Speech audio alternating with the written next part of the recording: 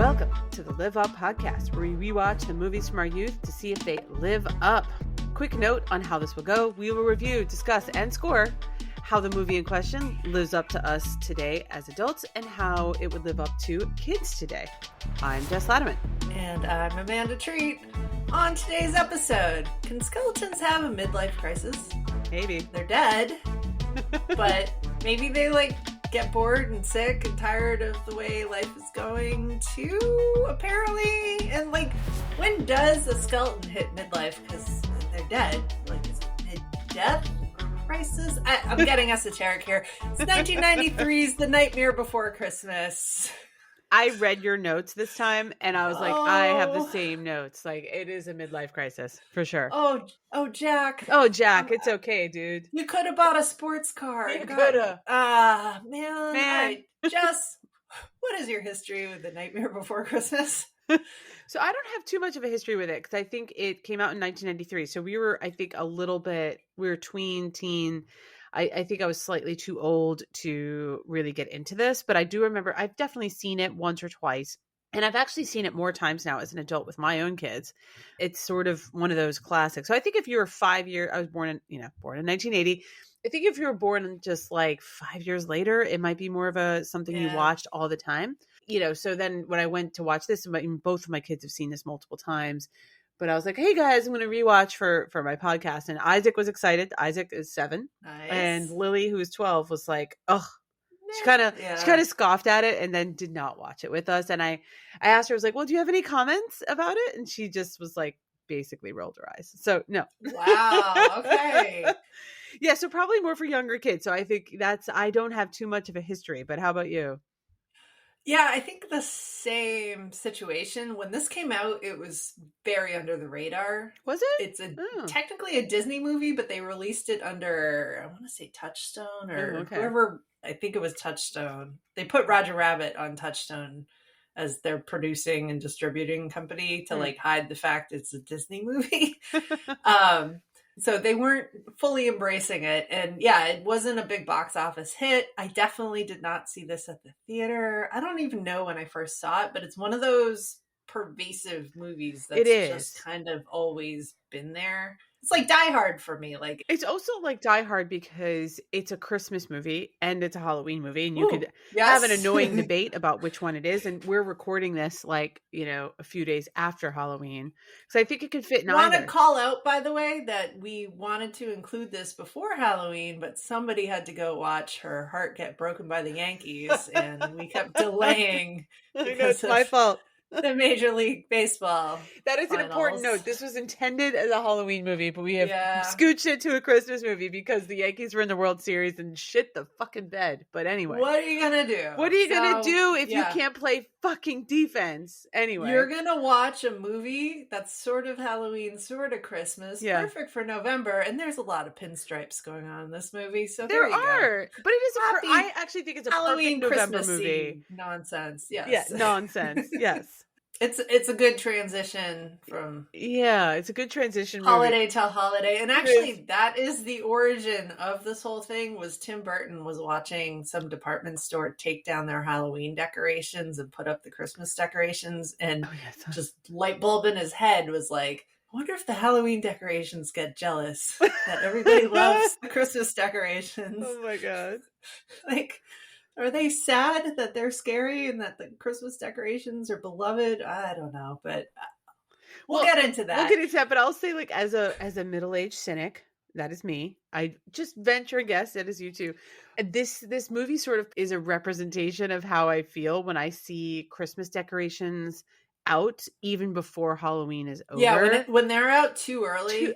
Oh my God. I get incensed to come burn them down. Oh my God. My inner Karen wants to speak to the manager about that. So this movie sort of plays into my inner cynic that, I'm going to fuck up your Christmas with all my dead doll heads as Christmas presents. Yeah. That's the spirit of the season. Have another bourbon in mind. Jess, would you like to give a plot summary of A Nightmare Before Christmas? Sure. As I've self-identified as a cynic already, cynics and Grinches rejoice as Christmas gets an Instagram creepy filter, just like you always wanted. Also, some dude who inexplicably is in charge does a terrible job, but the lady in his life saves him from himself. Wait, himself. Sort of. Shut up, Jess. I've had too much bourbon already. It's going to be fucking hard to edit. This is going to be one of those episodes. Hey, audience, this is going to be wild. It's going to be wild. But for those less cynical, for those who are like full on Christmas Karens, Jack is who we're talking about. He's the midlife crisis that we've both referenced. He's kind of the creative leader for Halloween and for Halloween Town, and he discovers that there's other holiday towns, and he basically wants to take over Christmas too, and chaos ensues. So that's the actual plot, but my cynic brain was like, oh no, this is a midlife crisis, and the woman has to come in and save the day. I mean, your latter description is very corporate. Like, Jack is a creative leader. He's got it on his resume. As a corporate stooge, I have edited myself to do the corporate one. Bullet point. Discovered other holidays. Bullet point. Took over Christmas. Yes. Oh, this episode's getting messy already. Oh, yeah. We love it. We love it. So I wanted to share some of my nerdy notes. Love your nerdy notes. I watched this once again as a DVD that I went to the library and took out. Thank you, Boston Public Library. Excellent. Love it. And the DVD, charmingly, came with a bunch of bonus features that actually answered a bunch of questions for me that I've always had about this movie. The first one being, why the heck is this called Tim Burton's Nightmare Before Christmas? I've always kind of wondered that. He didn't direct it. No. He didn't write the script. He's listed as a producer, but it's not even listed in his filmography because he was off. He was working on other stuff. Huh. This took 3 years to make, and I'm about to go into that. But I think it's at the time in 1993, or even let's back up 3 years to 1990. I mean, Tim Burton at that point is coming off of Beetlejuice. He's coming off of Edward Scissorhands. You know what he was doing? He was filming Batman 2. Oh, and then there's Batman 2. So he was like the dude. He was like the guy at that point in time. So I could see why you would want to put his name on it. Yeah, that was the thing, that he was known for having this aesthetic and these kind of weird, cool movies that he just, Beetlejuice, who doesn't want to slap Tim Burton's name on something? Of course, yeah. So the backstory here that they explained, but like a little more diplomatically than I'm about to frame it, because I actually knew some of this backstory, was Tim Burton was working for Disney in the early 80s and then got fired by Disney in the early 80s. Yeah. I mean, that kind of tracks with his brand, so I get it. Like, they just didn't know what to do with him. I mean, I get it. Weird, kooky animator, and he's like got these ideas, and it wasn't on brand for Disney at all. He did do some of the animation in that movie, The Sword and the Stone. Oh, really? You've never seen it? I love Sword and the Stone. It's one of my favorites. We're going to have to do that. We are. My kids didn't love it, but okay.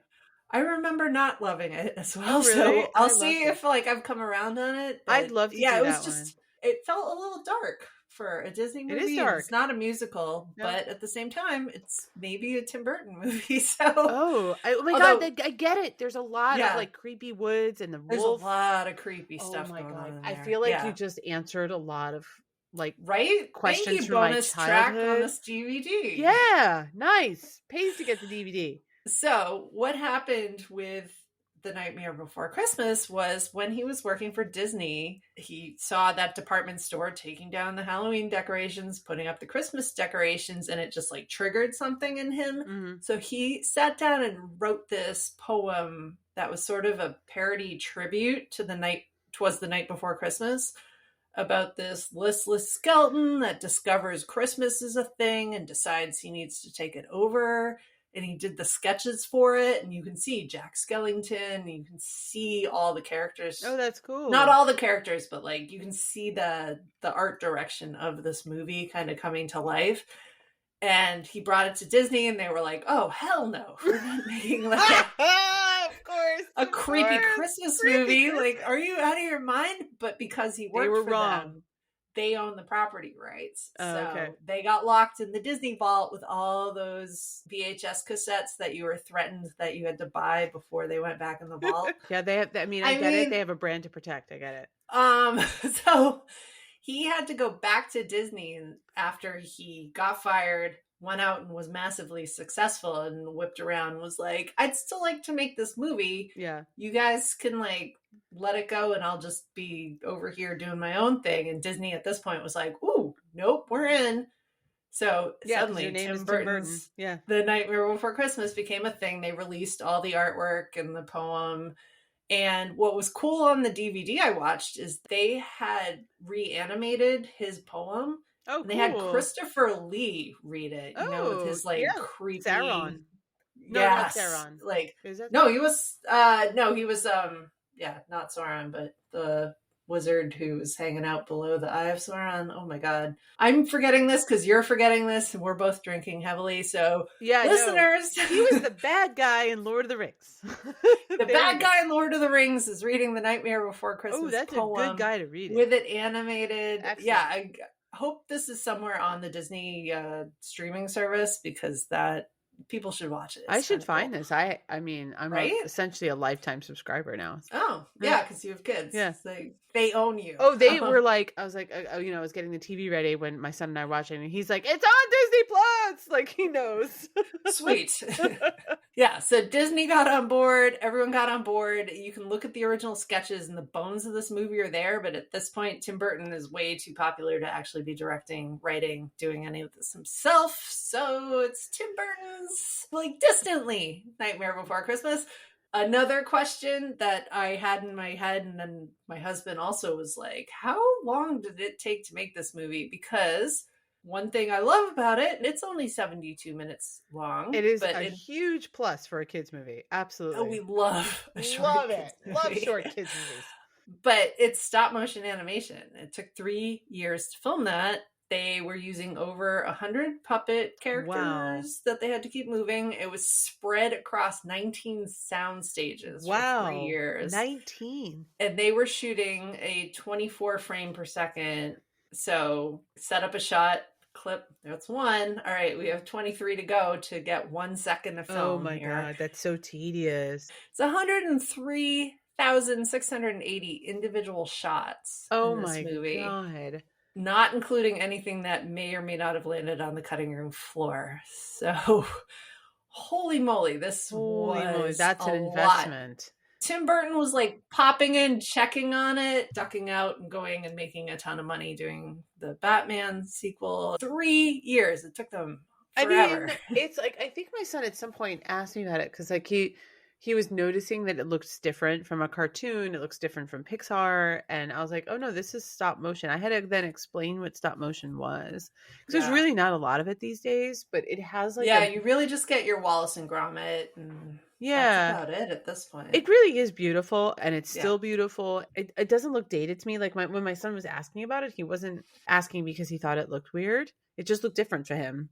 Yeah. Yeah. Like in the key art, you have the uncurling of the curly cliff. Jack is like walking down it. It's something as an adult to appreciate for sure. Yeah. No, this is a work of art. There is a thank you Pixar in the credits of this as well. So Pixar was starting to work more closely with Disney at this point, but we're, I think, still pre-Toy Story at this point. Oh yeah, definitely. God bless them. It took forever. I mean, this is like a Muppet movie, but like so much slower. Yeah. On top of all of that, this is a musical. And this in a way, could be called Danny Elfman's The Nightmare Before Christmas, because even though it took them 3 years to shoot the whole thing, they had to record all the audio before they shot all those shots. And Danny Elfman recorded that entire soundtrack, all the songs, everything, 3 to 6 weeks. Oh, really? Can you remind our listeners who Danny Elfman is? Because we've talked about him on a couple of previous episodes. And at this point, Tim Burton too. Yes. So Danny Elfman, if you don't know, is Tim Burton's longtime collaborator, but also the person who brought us the theme song to The Simpsons. He pops up in your childhood. Absolutely. There's Beetlejuice, the Beetlejuice theme, the Pee-wee stuff, all of that stuff. But then like Tales from the Crypt was him, and The Simpsons, and he has like I don't know if they're considered like a metal band or what they are, but like I think they're called the Oogie Boogies. It's something similar to that, like the character in this movie. Mm-hmm. And he's very distinct. Like very you distinct. always Has know a style. when you're listening to Danny Elfman. Yeah, I mean, as soon as like I remember when I rewatched Beetlejuice for the first time in like 30 years, I was like, oh wow, the music is just so distinct. The same thing here. You have the This Is Halloween song, but like generally speaking, music is great. The songs kind of suck. I'm sorry to say. Well, if he wrote them in 3 to 6 weeks and they just That's like went not a right lot into of time. recording, it's not. And Tim Burton was okay with everything. Like there wasn't a lot of pushback on it. And we've reviewed a bunch of movies that are musicals and have fantastic songs, masterpieces, Oscar essentially award-winning songs. Yeah, Beauty and the Beast. We've done Aladdin. These are masterpieces. This isn't that, but at the same time, it is not that. I don't think like a big ballad would ever be appropriate in this movie. No. Like, there's an element of it that sounds like a out of tune kids concert at a school. It's not even worth, listeners, for me to play it in the background for you to hear it because they're all like somewhat forgettable. And I think to adults, even maybe slightly annoying. When they were doing whatever Christmas song, I don't even remember what it was, but I wanted to like, my inner middle-aged cynic was like, shut the fuck up. This is so annoying. So they are earworms though. Like I've literally had This Is Halloween for 3 weeks. That's the best one though. And I'd love it. I would argue that that's the best one. I agree. That's the best one. But I think like, no, I'm arguing with you. Oh wait, no, you're arguing that it's not the best one? What? Yes. I don't even, the rest are so forgettable. Okay. So I took a unfortunately deep dive on this because at a certain point, to commemorate, 10 years or 15 years of this movie, they went and had a bunch of other artists cover the songs, and Disney re-released it, but it was like Marilyn Manson's This Is Halloween. God. And Korn doing Kidnap the Sandy Claus. You're really trying to fuck up people's Christmas at that point. And like, the one actually that came out of that specific album, there's a song called Sally's Song that she sings. That's kind of like a slow ballad, but they had Amy Lee from Evanescence cover it, and I was like, actually, that one's all right. I get it. Yeah, like she's got the voice for this. There's also a Fiona Apple cover of that I couldn't find. That would be like kind of creepy and a little bit perfect. But this music could use a little like, listen, you give Lin-Manuel Miranda a couple years to write something for this, and you'd have, I would watch that. They're very forgettable. I wouldn't say go as far to say they're cringy or anything, but they're just unlike American Tail, which we reviewed on this podcast, which I was like in pain listening to some of that music. Yeah, see, Jess has a spectrum, so this is an American Tail bad. This is not American Tail bad. It's not Beauty and the Beast or Aladdin good. No, it is a very far cry from that. Yeah. Unpopular opinion, but you get actually good songs, and this movie is launched immediately into Frozen territory in terms of its like beloved nature of this movie. I mean, and this movie is already beloved, and I I like it too, but the music I could do without. There's a song called Jack's Lament that is like, I'm having a mid-age crisis. That's exactly what it is. Actually, you know what I loved about this? There's these 3 characters who are just like the band on the street corner that are just hanging out all the time. Oh, that's right. If a character needs to like be sad about something, they just like slowly start playing the accordion.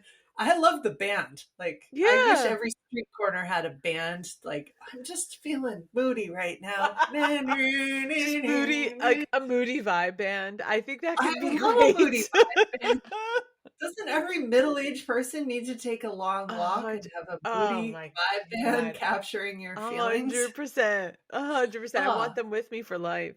I do like the song What's This when he gets there, because it seems like such a parody and spoof of so many Christmas movies. Oh, see, I found that song to be annoying. And if listeners don't remember, he like discovers that Christmas exists and he's like, what's this? What's this? Discover it. He's just a guy having a midlife crisis. He's like, ooh, something different, novel. And like, it just seems like it's a parody of so many Christmas movies. I appreciated that the song is not a serious song. This is we're making fun of like the Grinch and Rudolph and so many other movies with this song. But I think you're adding a layer to it. I think that the songs could have been more overt about that, but it is just an annoying song. It is like, shut the fuck up. It's the worst of Christmas to me, that song. What's this? Like, and he's like holding up some goddamn tinsel. You know what that is?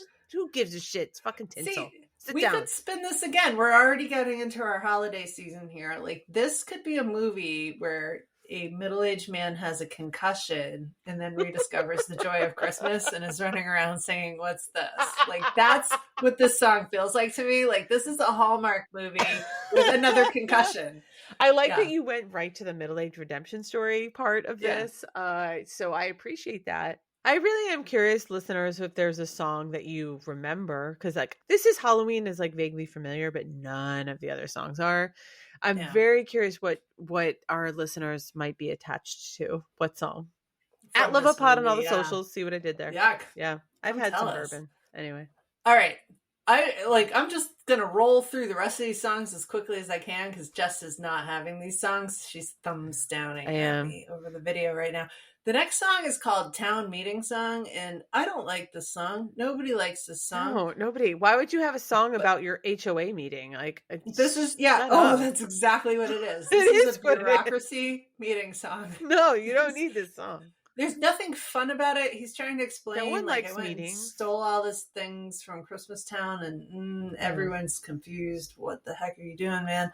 There's one called Kidnap the Santa Claus, which is sung by 3 characters who are supposed to be deranged 5-year-olds, basically. And my son loved the deranged 5-year-olds. I don't think he needed the song unhinged. About him. They're unhinged, but they're unhinged in a way that younger children love. Yeah. Yeah, I mean, honestly, I'm willing to bet that our listeners right now, I'm willing to bet that no one really remembers any specific song. It's just, they're just not that good. They're not that memorable. Yeah. It's not good. I'm sorry. I'm the biggest Debbie Downer. But it's not American Tail bad. It's not a mouse, 9-year-old mouse singing out of tune bad. No. It's a bunch of 5-year-olds singing Kidnap the Santa Claus out of tune. Yeah, that 5-year-old. But intentionally, it adds to the creepiness of the whole thing. It does, but it didn't make me want to walk into the ocean, so there's that. All right. Well, keeping Jess safe, let's move on to another subject. So I forgot this whole bit, and I don't even think it's in some of the versions of it, but this movie has a prologue and then an epilogue that were narrated by Sir Patrick Stewart, of all people. That was not in my version. So I had it on my version on the DVD. It begins with Sir Patrick Stewart with his fantastic voice narrating about how your favorite holidays all have a place that they come from, and that it shows this forest with trees that are marked with all the symbols of different holidays. And Jack stumbles into this later, but they opened my version of the movie showing that there is a Valentine's heart on one of the trees, and there's a St. Patrick's Day shamrock on one of them. There's an Easter egg, there's a Thanksgiving turkey, and there's a Christmas tree. Yeah. That's all they show. But like, what holidays do we think they missed? Yeah, I mean, this is 1993, so they missed all the non-Judeo-Christian ones. Digging in on like St. Patrick's Day? Is that a portal to Ireland? What happens when you go through I don't know. Is it just covered in gold when you go through that portal? This is Jameson. This is Jameson. Like that, they're just a bunch of like leprechauns drinking their heads off. I don't know what happens when you go through the St. Patrick's Day tree. It's like leprechauns eating corned beef. I don't know what's going on there. No offense to all of our Irish listeners. I'm Irish American, so I go for it. All the blame for anything we're saying here. There's the Easter tree, so does that imply an existence of an Ash Wednesday tree somewhere, or like a Lent town? Like, Ash Wednesday tree would be funny in like a horror movie. It just has like an ashy cross on it, but it's like somehow like full of Puritans and like lava ash. We are miserable. We are miserable. Oh, and there was also the Valentine's Day tree. I mean, I think you could do something fun with that. That one seems festive and like Disney-ish enough. If you open the Thanksgiving tree with the turkey on it, is it just a bunch of families screaming at each other about politics? You have like Trump supporters and Kamala supporters yelling, I hate Oh my you. God, amazing. The worst Thanksgiving ever. And shut the door. There's too much drama in that one. You can't Oh open my that door. God. That's actually pretty funny. They kept the narration for the intro from Sir Patrick Stewart on my version, but they cut the outro. It sounds like they never played I this don't think epilogue that's ever. in the Disney. I don't think it's in the Yeah. final cut. Well, I heard a record, or it's on the album. If you listen to the album, they've I still am got not that going to listen to the album outro. as we've Yeah, established. Yeah, not happening. I've picked up on that. It basically explains, or like presents it from Santa's point of view, because I don't know if Sir Patrick Stewart apparently is Santa Claus in this narration. He goes back and finds Jack after a few years after this whole incident happens. Oh, we have an epilogue. Jack has a bunch of skeleton kids, presumably with Sally, but like I don't understand how the ragdoll Frankenstein plus skeleton thing equals like I don't know. Are they like sewing bones together? Yeah, that's weird. You're making me overthink that situation. Like what happened here? But then basically asked Jack, "Oh, if you could, would you do it all again?" And he's like, "Yeah." So learn nothing. There's no lessons learned according to this epilogue, which I feel undercuts the entire purpose of this movie. So I'm okay with them cutting that. I don't know why they left it on the album, other than they probably were like, we paid Sir Patrick Stewart quite a bit of money for this, so put it somewhere. Let's talk about our main characters here. Let's do it. All right. Jack Skellington, who was supposed to be fully played by Danny Elfman, and they realized he couldn't quite act. Like, he's very good at singing. Get it? He couldn't deliver the dialogue, so they tried to match his voice, and the actor they landed on was Chris Sarandon, aka Prince Humperdinck. Nice. Enters the chat. Love it. We had another Princess Bride cast member in our last episode, Bram Stoker's Dracula. So excellent appearance. Yes. Love it. I remember the first time I learned that Jack Skellington is Prince Humperdinck as a kid, and was just like, what? No! Yeah, that kind of fucks with your childhood. So Jack Skellington, this is in your face representation of Halloween. He is the king, the pumpkin king of Halloween Town.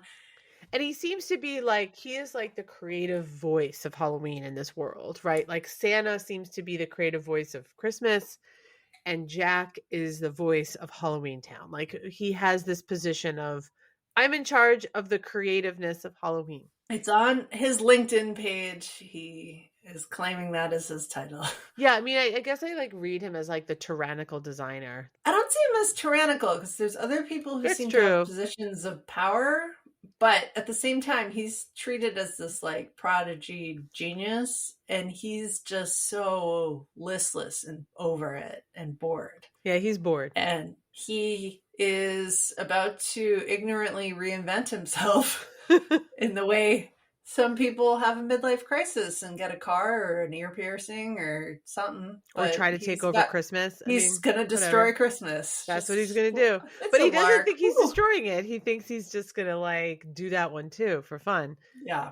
Yeah, Jack is like, I mean, the middle-aged existential crisis vibe for an adult watching. I mean, that is just all over the place. You see it right away. Kids don't pick up on that. I remembered him being a lot more fun than when I just watched this in my 40s and was like, oh, Jack, no, buddy. I know, but kids love him, and they still do. I mean, if you you walk around Halloween and there's Jack decorations everywhere, kids know who he is. I mean, I think even last year, Isaac or one of my kids carved a Jack into their actual pumpkin for Halloween. He's still a character that resonates. Like essentially, he's still the creative director of Halloween in real life, essentially. So I'm feeling him as he's a very flawed hero. The moment they sing Making Christmas and they're doing their Halloween spin on it, and he runs around and just starts micromanaging the whole thing.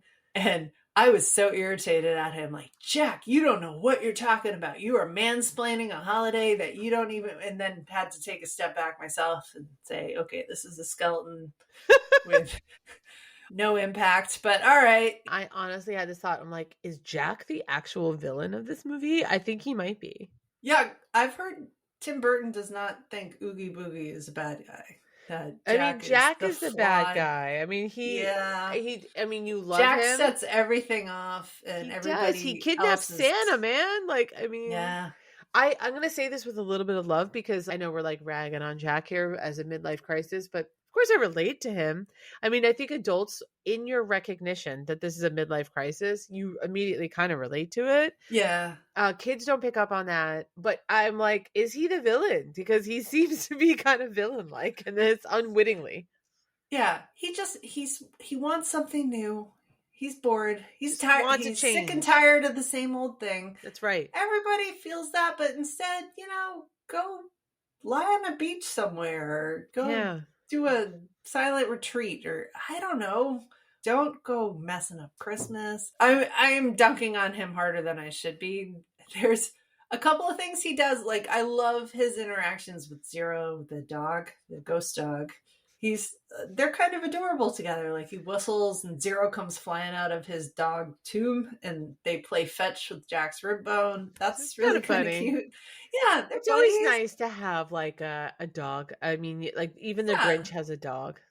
Zero seems genuinely concerned about Jack is spinning out a little bit. He needs a therapist. He needs a creative outlet. I mean, he's a little fragile. A little bit like... He's about to go super destructive, toxic with it. Honestly, his destructiveness is like all of a sudden becomes everyone else's problem. He has a midlife crisis, and it's the problem of the mayor. All of Halloween Town has to now rally behind this. And then Sally's trying to pull him out of it. She's trying to pull him out of it. The little Draculas with their dainty umbrellas are trying to pull him out of it. The little vampires. Yeah. And you can't. And then it becomes everyone else's problem. I mean, even down to the people who are cutting off doll heads to put in the Christmas presents. So I want to point out to all of our listeners right now that we are the one podcast you listen to that is not sponsored by BetterHelp.com. And this is a character who absolutely needs therapy. My God. This is the second episode in a row with this. Yeah.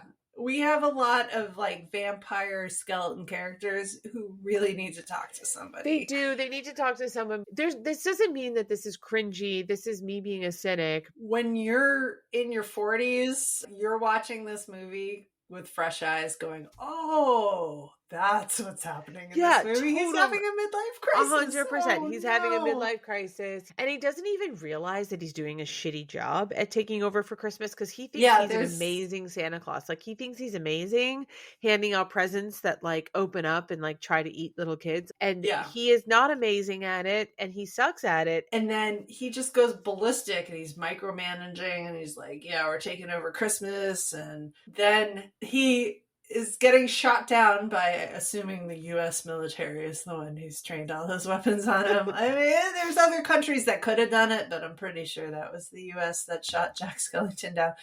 Lands dramatically in a cemetery and sings this whole song that starts with him mourning, what have I done? And that lasts for like 10 seconds. And he's like, no, I tried something new and I was brave and I'm awesome and I am still the coolest guy ever. And it's like there's not a lesson learned. There is not, because if you're in a midlife crisis as an adult, you see it for what it is, and it's kind of amusing. I'm not saying this as like a criticism of it. It's funny a little bit to see him differently. It does. It hits differently. You're middle-aged. Kids still really like Jack. Like, I mean, my son, who's 7, thinks Jack is great. He thinks he's kind of a hero, I guess. Even kids today could kind of relate to Jack. But this is where it's kind of fun, because then adults look at Jack and they're like, you're fucking shit up. Yeah, no, I struggled with what was the lesson in this movie after this viewing, because they're encouraging you to try something new, and that's great. But like, he gets tyrannical about it, and he just fucks it up. He is the tyrannical creative you work with who is so stuck in their vision that it takes like a long time. They're taking the whole company down. They're going to take the whole company down, and that's the character I see here.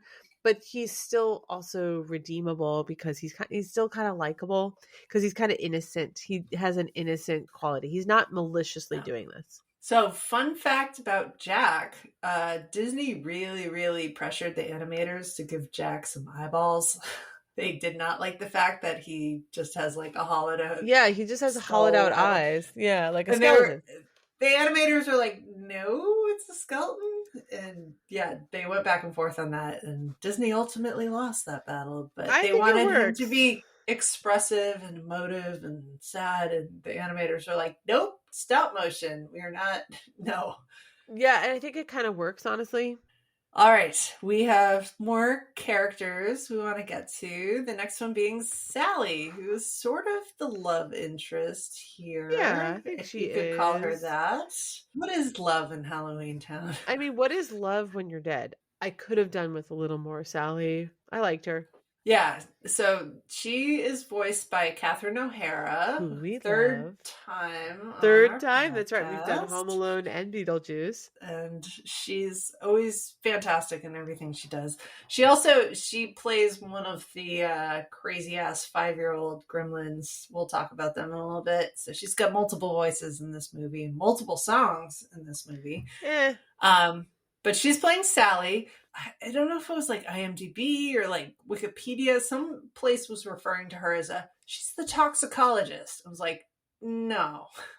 She is poisoning people. She's poisoning people. And if folks don't remember, she sort of is the creation Frankenstein style as of Dr. Frankenstein or whatever. And so she, she's sewn together. She's the creation, but she sort of then becomes self-aware and doesn't want to be under the thumb of Dr. Finkelstein anymore.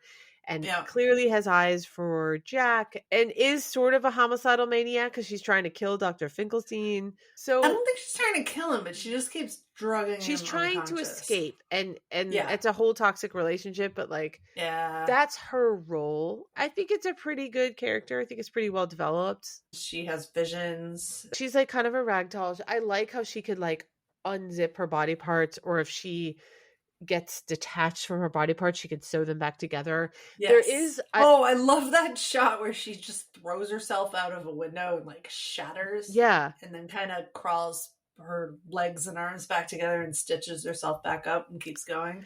So have you seen Beetlejuice? I have not. Okay, so there's a scene. Spoilers. So I saw that in the theater. It's relevant here because when Sally, the character, throws herself out of a window, I mean, that could be kind of morbid, but then she just sews herself back together, all of her body parts. There is a scene in Beetlejuice where there is a character who kind of throws themselves out of a storage crate, and the same thing happens. And the body parts scatter, and then she sews herself back together. Oh, it is. Yeah, it was kind of cool. I don't think I noticed that when I watched Beetlejuice because I wasn't like so immersed in Nightmare Before Christmas. But then now watching Nightmare Before Christmas, I was like, oh, that is clearly a Tim Burton is 100% loves women who shatter and then stitch themselves. But I think it's a reference. I think it's a purposeful reference to Nightmare Before Christmas. So I thought that was kind of fun. And it could be fun for adults to notice that. It's a level of agency for these ladies. And she has agency. I think she's good. She is basically trying to poison her boss or her creator to get the F out. And so there's something kind of fun about it. Okay, so that's a whole weird thing. And I read there was supposed to be a separate ending that made it so much creepier. She was created by Dr. Finkelstein. They don't really say his name much in the movie, but it appears in the credits that way. So sorry if I'm screwing up the pronunciation. Although, come at me, bro. You're a Claymation character. She's his creation, but he's treating her like a very possessive family member. Like, I own you. Basically. I own you. Like, it is a little creepy. But there was an ending where when Boogie... Yeah. No, am I saying his name right? Oogie Boogie. At the end, that it turns out it's Dr. Finkelstein, and he was doing the whole thing because he was jealous of Jack for getting Sally's attention more than his. Yeah. And when Tim Burton heard about this change to the ending, he kicked a hole in the wall and was like, absolutely not. That's absurd. But I feel like some of the beginning parts of the screenplay have it playing like Dr. Finkelstein's really jealous of Sally not paying enough attention to him and is being super 100%. Possessive. And then she keeps drugging him and like escaping. Yeah, which I kind of love. I mean, some of my favorite parts are her basically drugging him to get away from him. And I know that sounds like creepy as fuck, but it's fun. I kind of liked it. She likes Jack. She's trying to nudge him in the right direction. She's having visions of his whole scheme blowing up. Yeah. And he keeps ignoring her. Like he is brings so her on oblivious board. to her. He just wants her to sew the Santa suit correctly because she's very good at stitching because she keeps sewing her arms and legs back onto her torso. I know, but they should fall into the Valentine's Day tree. I mean, that would be appropriate. Part of me is just like, Sally. Oh yeah, get somebody else. Move on. Honey. You can do better than all. I mean, even the Easter Bunny might seem more appealing at this point. Yeah. So she's the only one who seems to be holding her ground. Like she tries to, and I actually really like the scene. She puts fog juice into the fountain and tries to like stop Jack from going off and stealing Christmas. And did you notice this? Because I made you watch Rudolph 2 years ago. The scene where they realize that Zero, the ghost dog's nose, is bright enough to get through the fog to get them to lift off is verbatim. Oh, really? Rudolph the Red-Nosed Reindeer stop motion animation. I would never catch that because I've seen Rudolph exactly once, and that is the maximum amount of time I'm going to see that fucking movie. But she appreciates the cultural impact, and Tim Burton put verbatim dialogue. Really? He said that movie influenced this. Not in a good way. Like he was essentially doing a parody or a tribute, depending on how positive you're feeling about it. But it's about 1 minute of dialogue lifted right out of Rudolph the Red-Nosed Reindeer and put into this movie in the funniest way. I appreciated that. I appreciate that you've explained it, and I just certainly haven't seen Rudolph enough to appreciate that. One just side note for Sally that we've not really emphasized is that she basically has a vision that Jack's plan to take over Christmas is going to end in disaster. And of course she's right. She tries to prevent him. She tries to stop him. She tries to stop him, but then she ultimately saves the day. She doesn't save the day though, but she becomes like a damsel in distress, which is But she does save Jack. I mean, like, she sort of saves him from himself. She's the moral compass. Yeah, she's the moral compass. And honestly, like, it's still, even as an adult, it still kind of resonates. We get to the end of this movie where Jack has screwed everything up. Totally fucked it up. But has to go and save Santa. And Sally happens to be there, so he saves her too. But I don't think he would have saved Sally on her own, which I won't take a deep dive into that. He's just there to save Santa.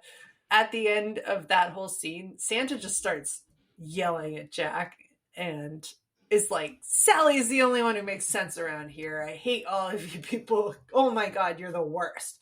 And storms off. So, like, you just got yelled at by Santa Claus, but he just declared that of all of Halloween Town, Sally is the only, like, redeemable person. I mean, and he's right. Yeah. He's right. I mean, so, aside from Jack and Sally, Halloween Town has a number of other very colorful characters, but not colorful. They're all black and white.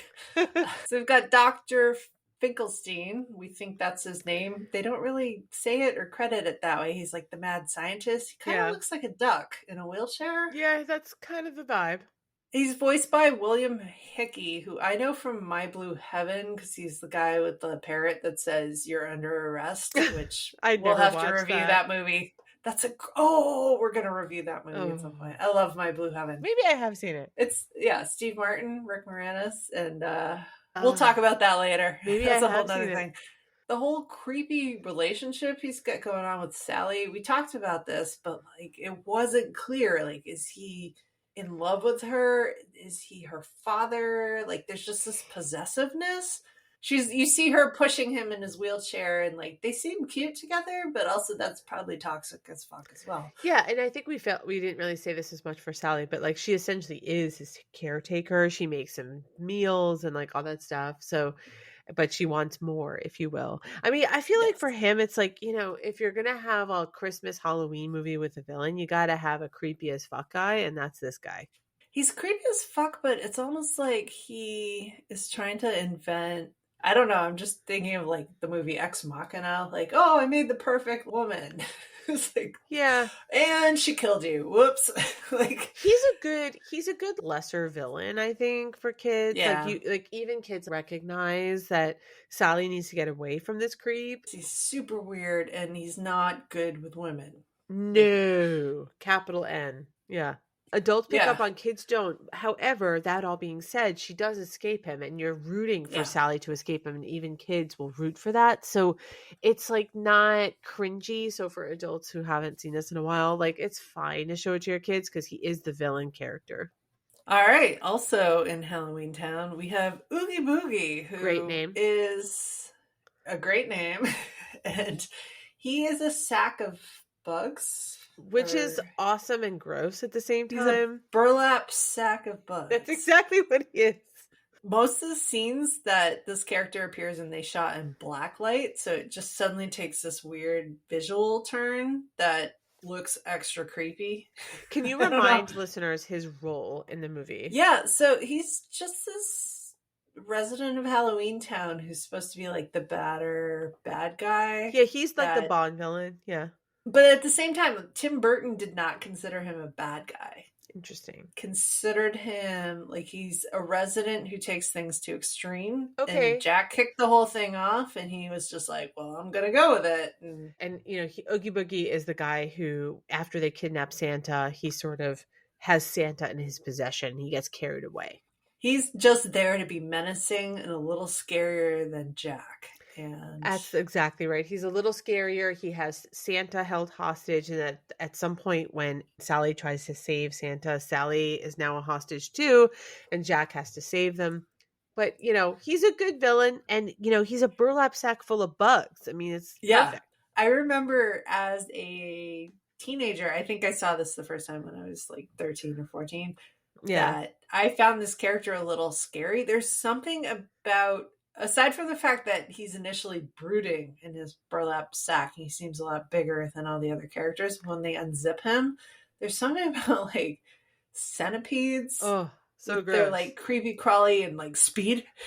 That is so creepy. Like, you know how in Monsters Inc., the bad guy Randall is kind of more of a centipede than like a big monster? Centipedes are gross. They're just icky. Oh, like, and this goes back to when we were in college together. There used to be those bugs called the Barkley Beasts. And I have to pause to like say hey to our Haverford listeners. Yes, he is hello. Oogie Boogie is full of Barkley Beasts, which are essentially just centipedes. If you could please go Google a house centipede. They are the perfect Tim Burton creature because they grow up to like 4 or 5 inches long, but they have little black and white striped legs, and it looks like a character from a Tim Burton movie. And I hate that because like even this day, like you squash them and the legs keep twitching, and you're like, why do you have stripes on your legs?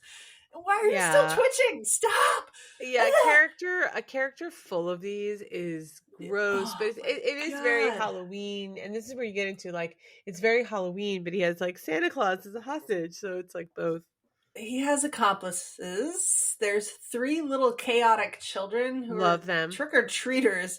They're called Lock, Shock, and Barrel. Love it. They are played by Paul Reubens. Welcome back to the podcast. Awesome. Mr. Pee Wee Herman. Love it. Catherine O'Hara, who's playing Sally, and Danny Elfman plays. Oh, he does a voice? Okay, that's cool. They did a concert where they just perform all the music, and you probably would hate most of it, but the scene where they call Paul Reubens on stage to perform Kidnap the Santa Claus and just get like the standing ovation, and then the 3 of them are just standing there in front of an orchestra singing that, and they're like high-pitched screeching voices because they're pretending to be children. It's a lot of fun to watch, and just you can see Paul Reubens appreciating being welcomed back into the limelight because I mean, he went through some tough times in the 90s and had to take these sort of backseat roles. I'll definitely post this because I think I've seen this and it's kind of endearing.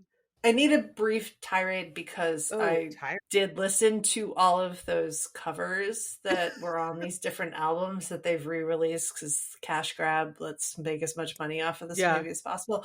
There's a version of Kidnap the Santa Claus that's done by Korn, and it seems both beneath Korn and beneath The Nightmare Before Christmas. If somehow, not worth it. I'm not going to say 2 rights making a wrong. It's 2 wrongs making a wronger. That's actually funny. And I will defend. I have been to a Korn concert, I think, while we were in college and found it a lot of fun. good spectacle, but like they are not meant to be performing Disney songs. No, you can't. Especially ones that are performed by like screechy 5-year-olds. No. Oh my God. Guys. Guys. Your act together. I feel like I need to remind folks that Lock, Shock, and Barrel. Shock and Barrel. They're basically, their main role in the movie is that they're given the task of kidnapping Santa, and they're kind of also their children, and they're supposed to be like the menacing trick-or-treaters. They're the ones that are going to egg your house. That's who they are. So that's and kids love them. My son loves them. If you ask them what the best part of the movie was, it involves these kids. Even though they fuck up along the way to kidnap Santa, they're kind of fun to watch. Yeah, they kidnap the Easter Bunny first. Right, like, they don't know what they're doing. They don't know what they're doing, and it's kind of funny. We're just gonna go in and out of the portals. Like we went into Thanksgiving, everyone was fighting. We didn't kidnap anyone. Yeah, I don't want to touch that shit. Yeah. We went and got that bunny. One I do want to call out is that the mayor, who has two faces, whether he's like sad or happy or whatever in Halloween Town, is Glenn Shaddix, who played Otho in Beetlejuice. Oh, nice. So, yeah, Tim Burton lifted him right off of that and was like, come be the mayor of Halloween Town. And the mayor's funny. I mean, like, he is funny. He's such a ineffective bureaucrat, but you see him just freaking out about things, and he literally flips his face. The ineffective bureaucrat who flips his face is like perfect, and he even has kind of some fun lines, like, I'm just a politician, I can't make decisions, and he's a good character that moves the plot along, and adults will find him just to be a little amusing. All right, any random thoughts about this movie?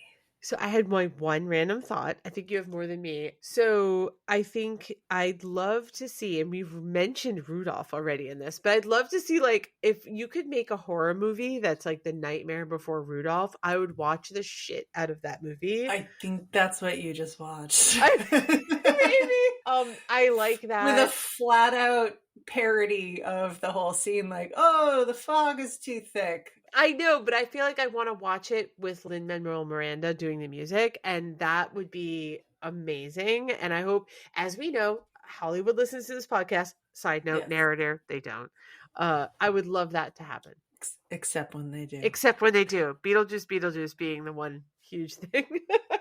Piggybacking off of that, Disney wanted to make multiple sequels. They wanted to get Pixar involved in the sequels. Interesting. Could have been agreed that the stop motion animation wasn't plausible going forward, and Tim Burton just said no to all of it. Like, just let this thing, leave it alone. Just let it be its thing. I mean, he's right. He's right. I admire that. I completely agree. I admire that. Sometimes you just have to let it be.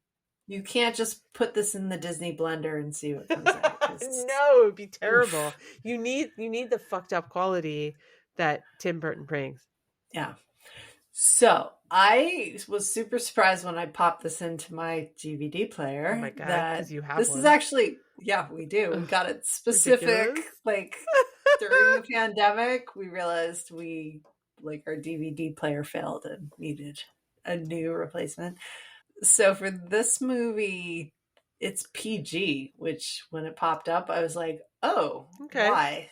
There's no swearing. There's not really violence. Not really. It's just creepiness. There's no sex. No. But yeah, the creepiness is what put it over. And it is creepy. But you can't, Tim Burton, for his own personal brand, cannot make a G movie. So that I am okay with the PG rating. It doesn't mean young kids can't watch it.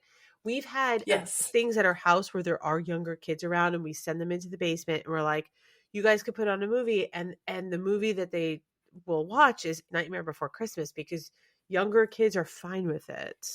Yeah. No, I don't think it might be like a little scary for super young kids, but also I made my sister watch Silence of the Lambs when she was 4. So oh my God. Oh, poor Lydia. Just need to toughen these kids up. Oh my God. They did edit out a couple of things, or had to go reshoot a couple of things based on it just being a little too much for Disney. At the end, where Santa flies over Halloween Town, it starts snowing and everyone's charmed, and they kind of do a reprise of What's This? The vampires are playing ice hockey, and initially They were playing with a human head. Nice. And Disney was like, nope. Like, absolutely not. Go find yourself a better puck. There was a little bit of a hand on it just to clean it up to not be super grotesque, but overall, it's charmingly macabre. It's very Tim Burton. It is. So, we always like to mention things that suck or are cringy. Anything for you other than the soundtrack, which you clearly found a bit meh? Yeah, I didn't like that. So there's nothing super cringy that you would be worried about as a parent or even as an adult watching it again that you're not like, ew, oh my God. It's not like you have the Stockholm syndrome of Beauty and the Beast. I mean, you have a little bit with Sally and like the toxic relationship with Dr. Finkelstein, but she escapes, so it's okay. I don't know. I don't think anyone's clutching their pearls over anything that appears in this movie. It just, it's macabre. It's creepy. It's weird. Creepy, but it's like acceptable creepy. Yeah. All right. Things that are great. Yeah, I mean, I think it's fun. I guess I don't know if I'd go as far as great, but it is fun as a middle-aged person to just like give in to your cynic, and that's kind of fun. I generally love, to that point, the creepification of Christmas. I think that's really cool to watch. It's super funny, and even in the movie, there's one, there's various montages where when Jack is Santa and he's delivering these presents, and these presents are all fucked up. They're like severed heads of dolls. I love that. Love it. There's snakes that you open the present and there's a snake that wants to eat you, and kids are screaming. And it's not scary and weird. It's funny. And I love it. I love all the creepification. And at some point, there's even a severed foot that shows up in a stocking. And I said to my son, Isaac, I was like, well, how would you like it if there was a severed foot in your stocking? And he was like, well, is it a chocolate severed foot? Because then that's okay. Ooh, nice call, Isaac. I know. It was kind of funny. He was really quick with that. So even he, as a 7-year-old, was kind of cool with the creepification of Christmas. So I think that's something that's still fun to watch. I love that montage as well. And I love that you're calling it the creepification of Christmas. That's what it is. Perfect. That should have been the name of this movie rather than the Nightmare Before Christmas. That's true. There is, during that montage, there's that one kid standing at the side of the room screaming in this blood-curdling scream as a giant snake is eating a Christmas tree. Oh my God. That makes me laugh so hard. Me too. Every time. Like that one funny. kid, like you kind of feel bad for all the kids leading up to that, but that one kid screaming at the Christmas tree getting eaten is just hilarious. Hilarious. And, I love totally it. Deserved. Totally. Love it. Whatever happened next. Other things that I think are great. We haven't brought this up, but our favorite screenwriter, or one of our favorite screenwriters, Caroline Thompson, wrote this movie. She also wrote Edward Scissorhands and The Addams Family. Oh, two great We love ones. her. And she also wrote Corpse Bride, which you and I were talking about, even though that's probably a little too late for us to, or it came out a little too late for us to do a podcast review of, because we were not kids when that came out. That's right. But yeah, no, she's just an excellent screenwriter. Excellent. And for listeners, we have episodes on both of those movies, and spoiler alert, they definitely live up. Go watch them. They were awesome. She's a really great writer. And we love that it's 72 minutes long. That is a fantastic reason to watch this movie. So with no further ado, do you want to go to ratings? Let's go to ratings. So if folks forget or are new to us, so we do 2 different ratings. We rate 1 to 10, 1 being garbage, 10 being Princess Bride. And the 2 questions are, does it live up to us as adults? And then does it live up to kids today? Same rating. We do adults first. What are you thinking for adults, Amanda? Wow, this is interesting because I think one of the things that like bumps our ratings up is finding something new. And I haven't watched this in a little while.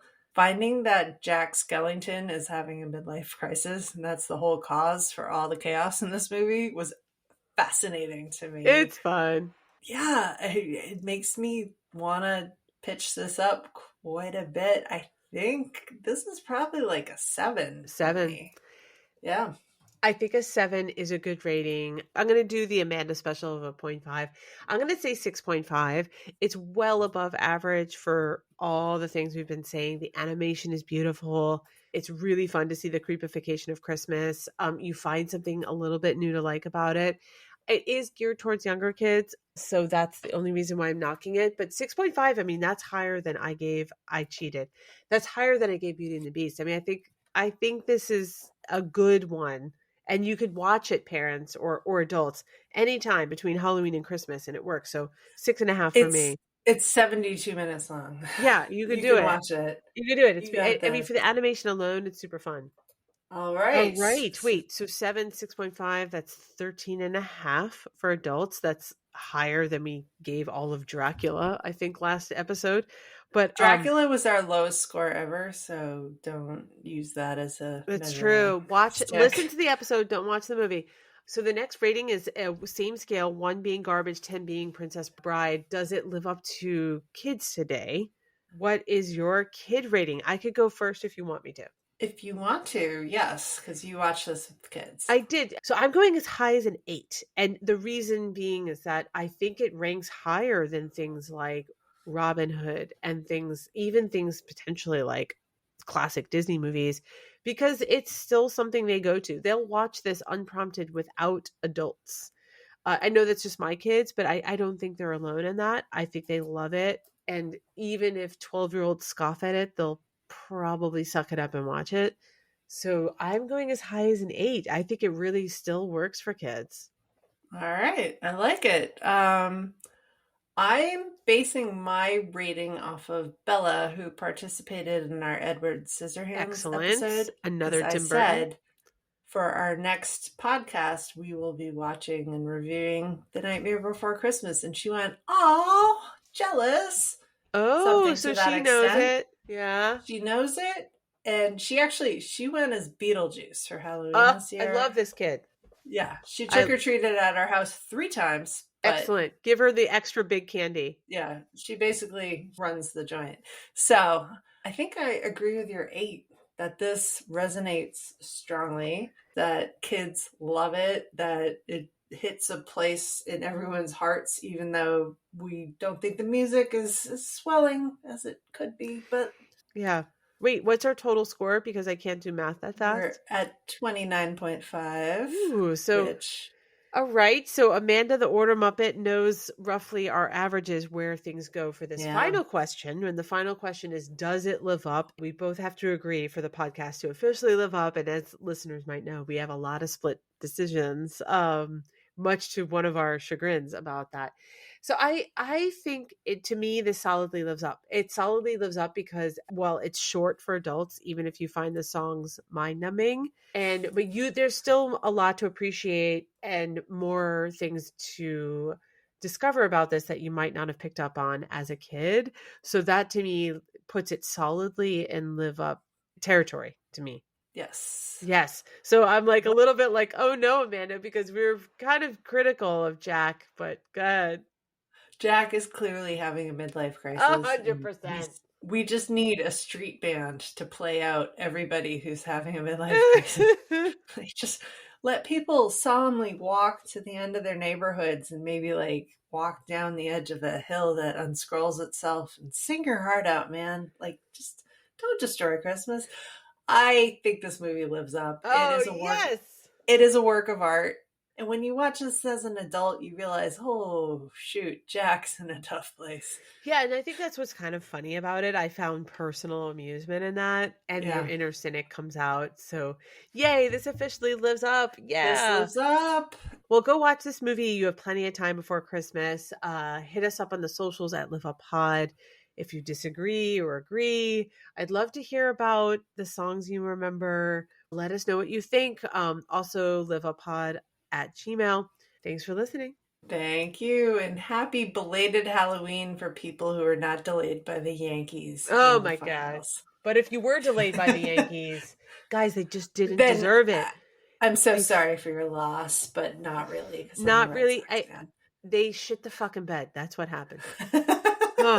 Sorry, everyone. I triggered her. You did. You did. Not need Boston that extra fan. 20, 30 seconds here. Thank you for listening. And early Merry Christmas.